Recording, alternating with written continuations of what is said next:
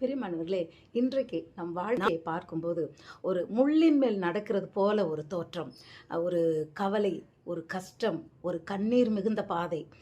ஏன் இப்படி நமக்கு நடக்குது? பிரச்சனை மேலே பிரச்சனை வருது. இதை என்னால் தாங்கவே முடியலையே, நான் இதில் மூழ்கி போயிருவோமோ அப்படின்னு நினைத்து கொண்டிருக்கிற உங்களுக்கு தான் இந்த வீடியோ. கவலைப்படாதீர்கள் பிரியமானவர்களே.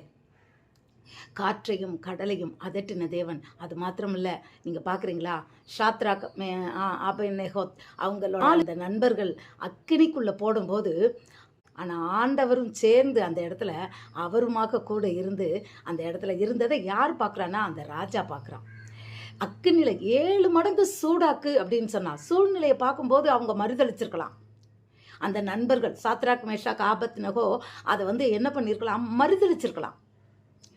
என்னை நீ கும்பிடலைன்னா உன்னை நான் அக்னியில் போட்டுருவேன்னு சொல்லும் போது இவங்க நீ என்னை வணங்கின தெய்வம், நாங்கள் வணங்குற தெய்வம் எங்களை காப்பாற்றினாலும் காப்பாற்றாமல் போனாலும் நான் உன்னை வணங்க மாட்டேன் அப்படின்னு சொல்லும்போது அந்த ராஜா 7 மடங்கு அந்த அக்னியை சூடு பண்ணுன்னு சொல்லி அந்த சூளையை சூடு பண்ணி அதுக்குள்ளே இவங்க தூக்கி போட போகிறாங்க.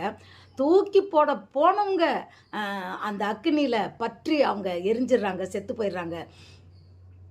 ஆனால் இவங்க கர்த்தர் மேல் நம்பிக்கையாய் வைத்திருந்தவர்கள், அவங்களுக்கு ஒரு முடி கூட கருகலை. காரணம் என்னன்னா, அவங்களோட கர்த்தர் இருந்தார். அந்த இடத்துல அவரும் கூட இருந்தார். அக்னியில் ஒரு முடி கூட கருகலை. அந்த ராஜா அவ்வளோ ஆச்சரியப்பட்டான். இப்படிப்பட்ட தெய்வத்தை நீங்களும் நானும் தெய்வமாய் கொண்டு இருக்கிறபடியால் கர்த்தரை தெய்வமாக கொண்ட ஜன பாக்கியவான்கள் என்ற வார்த்தையின்படி இப்பொழுது நம்ம பார்க்குற இந்த சூழ்நிலையில் நீங்கள் நினைக்கிறீங்களா என் தேவன் எங்கேயோ இருக்காருன்னு? இல்லை, உங்கள் கூடயே தான் இருக்கிறார். அந்த பிரச்சனைக்கு நடுவில் தான் நிற்கிறாரு. நீங்கள் கவலைப்படாதீங்க. நிச்சயமாக கர்த்தர் எல்லாவற்றிலும் அவர் யாருன்னா யெகோவா ஷம்மா, நம்ம கூட இருக்கிறார். அந்த விசுவாசத்தோடு இதுவும் நிச்சயமாக ஒரு நாள் கடந்து போகும். இந்த விஷயமானது நம் வாழ்க்கையில் ஏன் அனுமதித்தார் ஆண்டவர்னு சொன்னால், தேவனுடைய நாமம் இதன் மூலமாய் மகிமைப்படும்படியாக இப்படி நடந்தது. ஹல்லேலூயா. பிரியமானவர்களே, சந்தோஷமாக தேவனை நீங்கள் துதியுங்கள். வேதத்தின்படி பரிசுத்தம் உள்ளவர்களாய் நாம் வாழ்வதற்கு நம்மை அர்ப்பணியுங்கள்.